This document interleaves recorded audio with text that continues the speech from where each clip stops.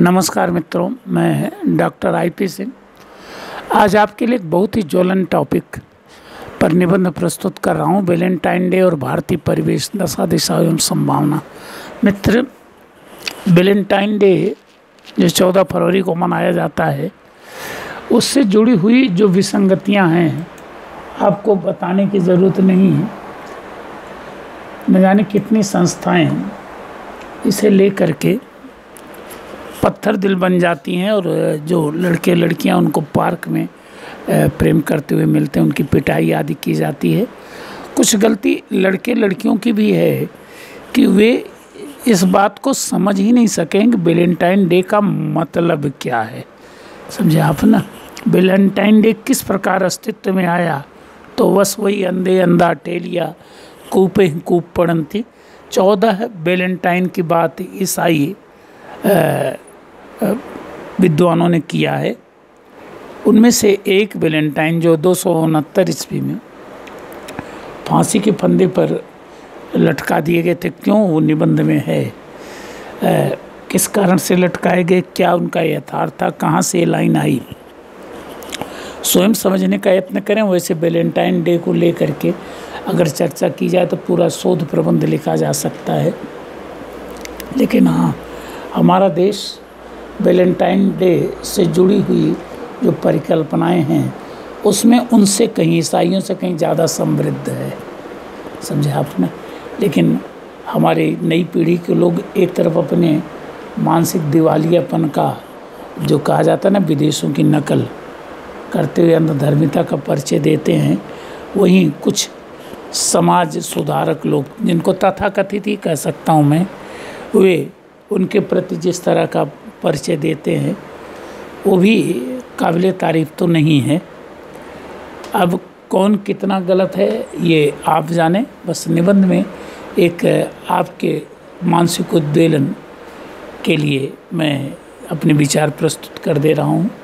आपको बताया कि निबंध पूरा नहीं है, यूँ परिपूर्णता दी गई है, लेकिन आपसे आग्रह है कि मौका मिले तो नेट पर जाकर के मैटर खोजिए और इसे गंभीरता से समझने की कोशिश कीजिए। बस मैं इतना ही कहना चाहता हूँ कि विदेशी मानसिकता के पीछे हाथ धो के पड़ने से पहले हमें अपनी क्षमताओं को और अपनी विशेषताओं को भी समझने की कोशिश करना चाहिए कि क्या हमारा देश उस दृष्टि से बहुत कमज़ोर रहा है।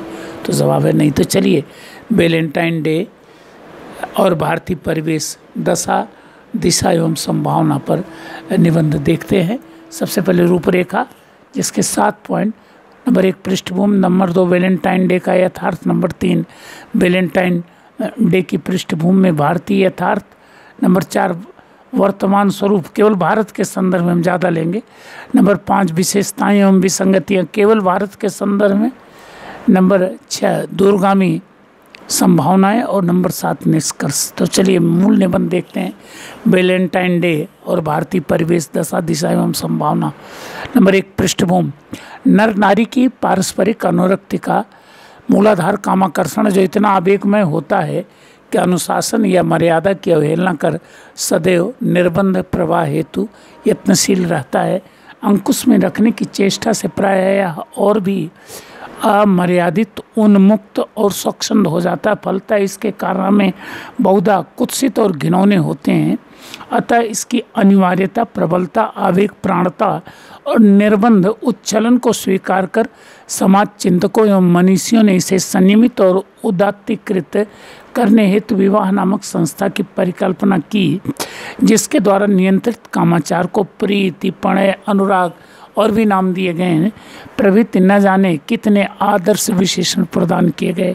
यहाँ नर नारी पति पत्नी के रूप में काम वासना की उत्ताल तरंगों पर निर्द्वंद भाव से आरूढ़ हो, जहाँ शारीरिक, मानसिक एवं भावनात्मक संतृप्ति प्राप्त करते हैं, वहीं सृजन की श्रृंखला को आगे बढ़ाने में सहयोग भी प्रदान करते हैं। वैलेंटाइन दिवस का आविर्भाव इसी पृष्ठभूमि में हुआ है, लेकिन समकालीन भौतिकतावादी परिवेश में उन्मुक्त कामाचार से जुड़ी हुई विविध वर्जनाएं आमूलचूल परिवर्तन के कगार पर आ खड़ी हैं और एक बार फिर से तद संबंधी व्यवस्था के परिष्कार की बाट जो रही हैं। आदर्शवादी भारत देश में जहां इस संदर्भ में छुई मुई जैसे भाव ही शिष्टता के परिचायक माने जाते रहे हैं, के लिए यह अवस्था बहुत ही विकट परिस्थितियां पैदा कर रही है। यही कारण है कि यहाँ वैलेंटाइन दिवस विवादों की जोशीली पृष्ठभूमि में आयोजित होने के लिए अभिशप्त है। नंबर 2, वैलेंटाइन डे का यथार्थ। 4वीं शताब्दी ईसा पूर्व के आरंभिक वर्षों में रोम के निवासी प्रतिवर्ष अपने देवता ल्यूपरकस तक की धार्मिक यात्रा हेतु एक युवा रोमवासी को भेजते थे। इस प्रथा के अंतर्गत कमसीन स्त्रियों के नाम एक बक्से में रखे जाते थे और अधेड़ावस्था के किसी व्यक्ति द्वारा उनमें से कोई एक नाम चुना जाता था। वह युवक वर्ष पर्यंत उस स्त्री के साथ रहने के लिए नियुक्त हो जाता था। यह प्रक्रिया प्रतिवर्ष संपन्न होती थी। लगभग 800 वर्षों तक चलने वाली इस क्रूर प्रथा को समाप्त करने का बीड़ा गिरजाघर के पादरियों ने उठाया। उन्होंने इसका समाधान एक पादरी वैलेंटाइन के कर्तृत्व द्वारा प्राप्त किया, जो कि 200 वर्ष पूर्व शहीद हुए थे।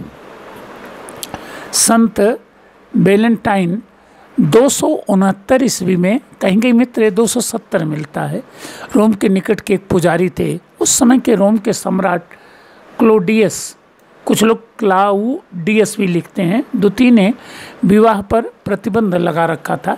यह वही समय था जबकि रोम साम्राज्य का स्वर्णिम काल लगभग समाप्त होने को था।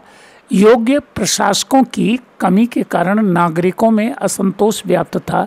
स्थिति विषम हो गई थी। ऐसे में गाउल्स, स्लेव्स, हूण, तुर्क और मंगोलों ने उत्तरी यूरोप तथा एशिया की तरफ से रोम पर दबाव और बढ़ा दिया।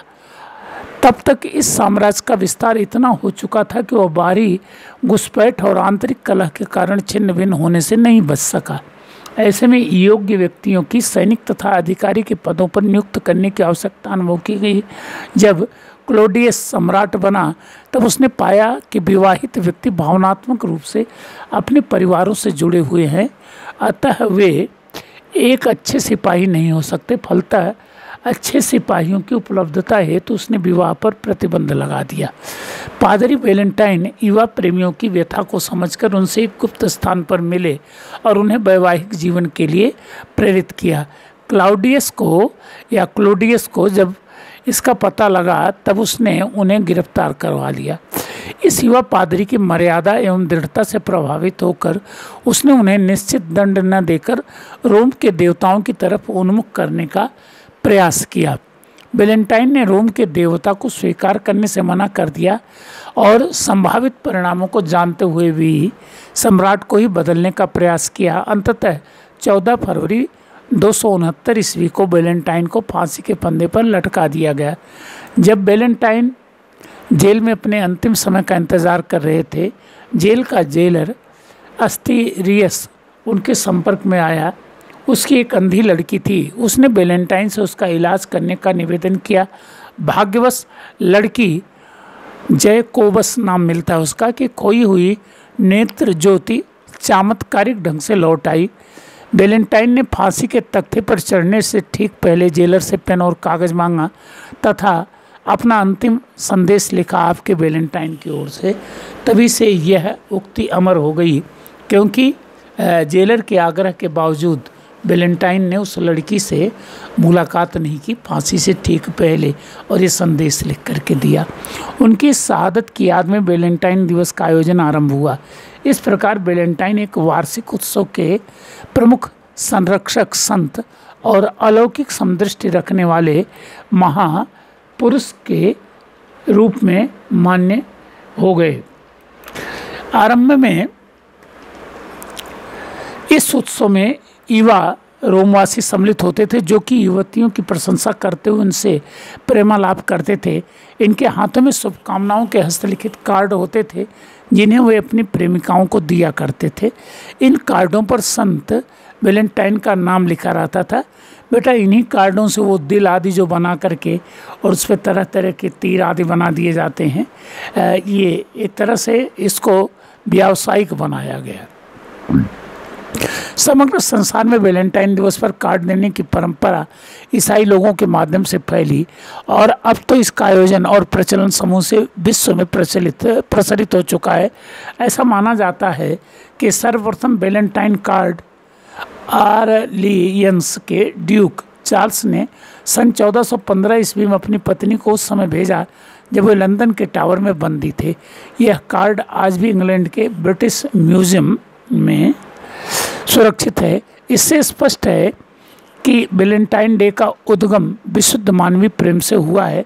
प्रेम के भी उस शाश्वत संवेदनशील स्वरूप से जिसे हिंदी के कहानीकार चंद्रधर शर्मा गुलेरी ने उसने कहा था शीर्षक कहानी के अंतर्गत प्रस्तुत कर अमरता प्राप्त किया, अथवा नोमान हाशमी गयाबी ने जिसे कुछ इस प्रकार प्रस्तुत किया है। कत्ल कर डालो हमें या जुर्मे उल्फत बख्श दो, लो खड़े हैं हाथ बांधे हम तुम्हारे सामने। नंबर 3, वैलेंटाइन डे की पृष्ठभूमि में भारतीय अवस्था। भूमंडलीकरण के सांप्रतिक परिवेश में मात्र तकनीकों एवं उत्पादों की ही नहीं, अनेक रीति रिवाजों, परंपराओं और मान्यताओं का भी व्यापक प्रचार प्रसार हुआ है।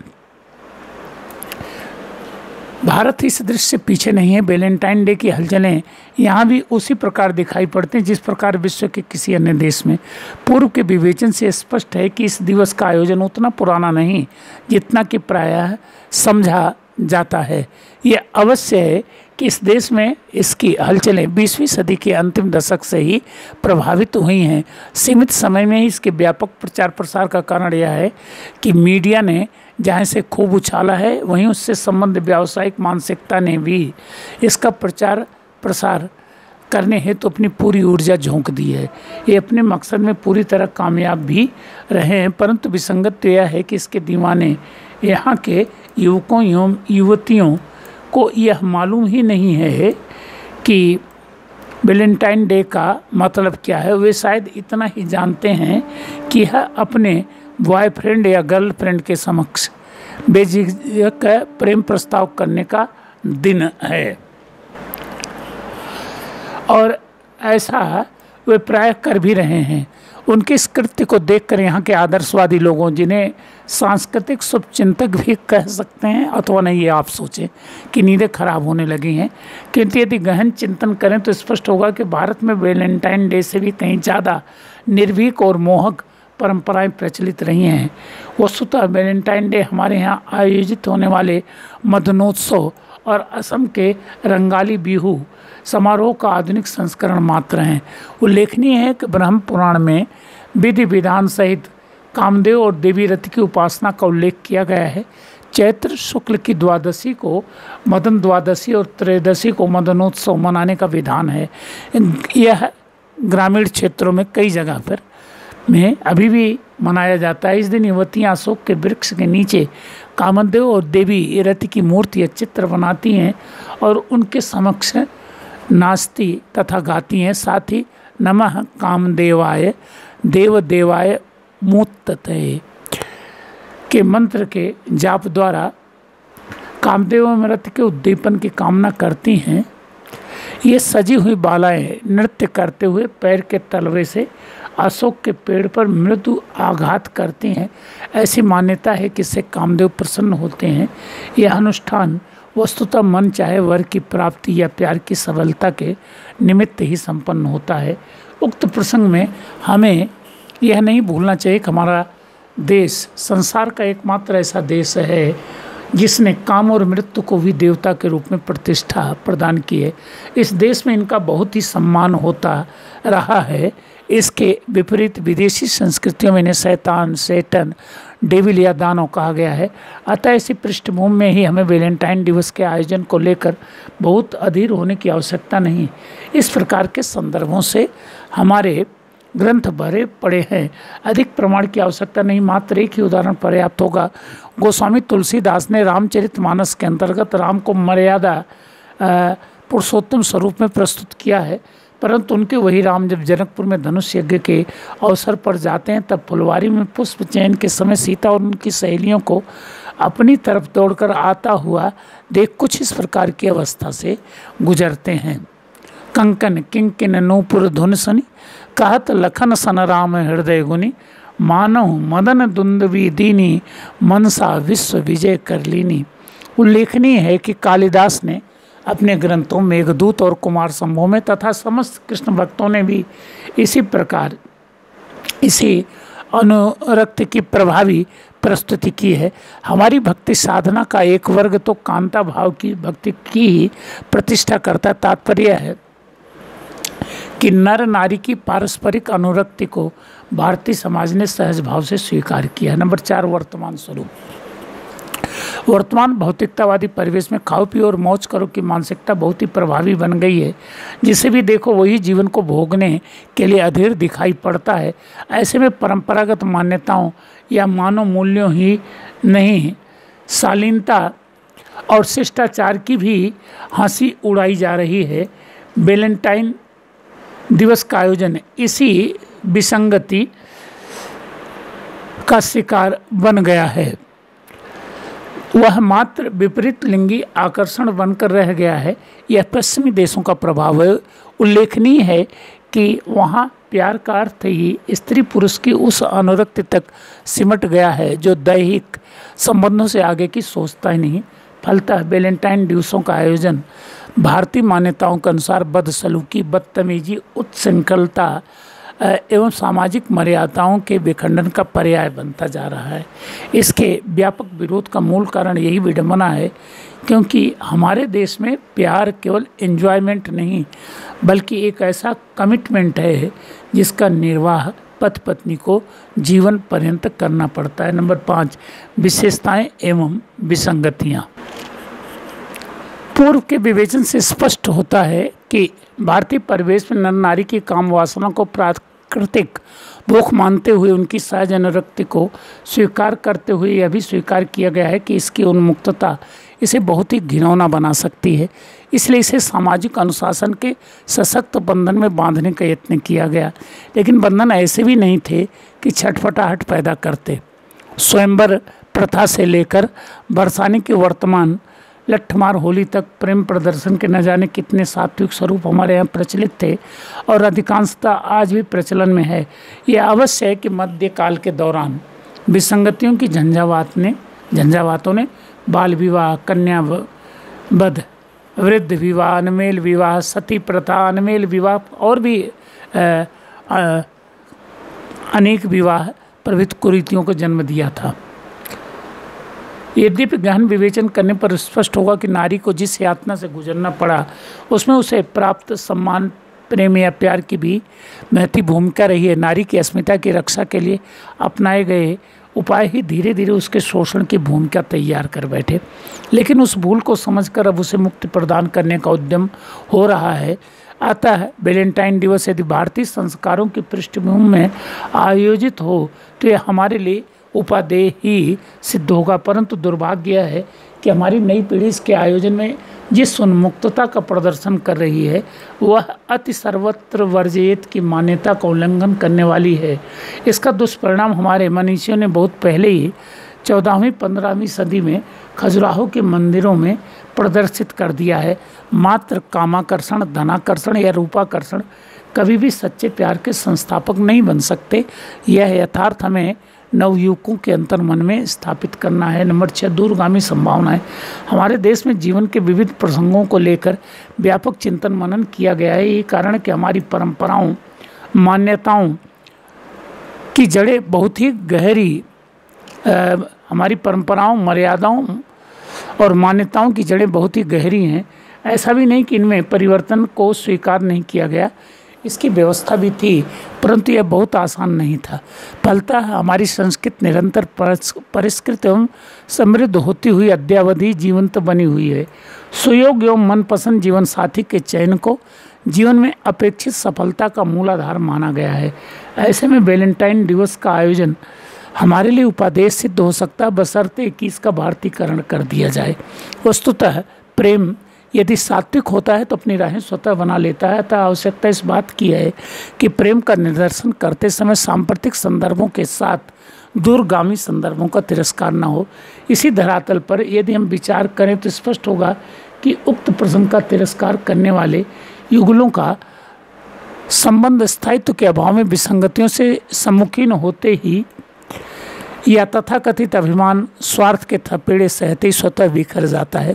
एकाकी जीवन की विडंबनाओं को सह सकना एवं बार बार तलाक और विवाह भारतीय परिवेश में फिलहाल संभव नहीं है। इसी धरातल पर वैलेंटाइन डे यहाँ अपनी प्रासंगिकता खो बैठता है। इसी धरातल पर पुरानी पीढ़ी से भी यह अपेक्षा की जाती है कोई अपने संरक्षक के दायित्व का निर्वहन करते समय संकुचित मानसिकता का परित्याग कर अपने बच्चों को रचनात्मक दिशा निर्देश प्रदान करें ताकि वे भी संत वैलेंटाइन की तरह श्रद्धेय बन सके। नंबर 7, निष्कर्ष। इस प्रकार निष्कर्ष रूप में कहा जा सकता है कि वैलेंटाइन दिवस वस्तुतः उतना विसंगतपूर्ण नहीं है जितना कि शोर मचाया जा रहा है। शायद एक कारण यह भी है कि हम विदेशी संदर्भों के प्रति कभी कभी आवश्यकता से कुछ अधिक ही जागरूक होने का दिखावा करने लगते हैं। हमारे पास इससे भी मोहक और समृद्ध परंपराएं हैं।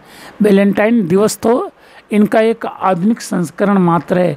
अतः हमारे सांस्कृतिक चिंतकों को इससे घबराने की आवश्यकता नहीं है जिनको वैलेंटाइन डे के आयोजन से भारतीय संस्कृति की जड़ें हिलती दिखाई दे रही। वो शायद अपनी सांस्कृतिक समृद्धि और उसकी सामर्थ्य से सुपरिचित नहीं है। यदि हम अपने हिंदी साहित्य का अवलोकन करें तो रीतिकाल के कवि घनानंद जिन्हें प्रेम का पपीहा भी कहा जाता है की उक्तियाँ प्रेम के यथार्थ को प्रभावी ढंग से प्रस्तुत करती हैं। उन्हीं की एक उक्ति है, अति सुधो स्नेह को मार्ग है, जहाँ नए को सयानप बाँक नहीं, तह सांचे चले तजी आपन पौ झिझकें, कपटी जे निशांक नहीं, घन आनंद प्यारे सुजान सुनो, इन एक ते दूसरो आँक नहीं, तुम कौन सी पार्टी पढ़े हो लला, मन लेहु पे देहु छटाक नहीं। क्या हम प्रेम के उक्त यथार्थ को मानने से मना कर सकते हैं? यदि नहीं तो फिर वैलेंटाइन दिवस के आयोजन को लेकर इतना विवाद क्यों है? तो मित्रों, आपके सामने मैंने एक निबंध प्रस्तुत किया। हालांकि वैलेंटाइन से जुड़े हुए जो संदर्भ हैं, किंवदंतियाँ हैं, वो बहुत लंबी चौड़ी हैं। उसमें से एक मेन किंवदंती को लिया, लेकिन हमारा देश प्रेम को केवल भोग विलास तक नहीं मानता है। अमीर खुसरो की वो लाइनें यहाँ लागू होती हैं कि ये इश्क नहीं आसा बस इतना समझ लीजिए, एक आग का दरिया है और होके गुजरना है। जिस देश में प्रेम का ये स्वरूप हो वहाँ वैलेंटाइन डे से जुड़े हुई जो सतहीपन है वो ज़्यादा देर तक टिकने वाला नहीं है। Thank you.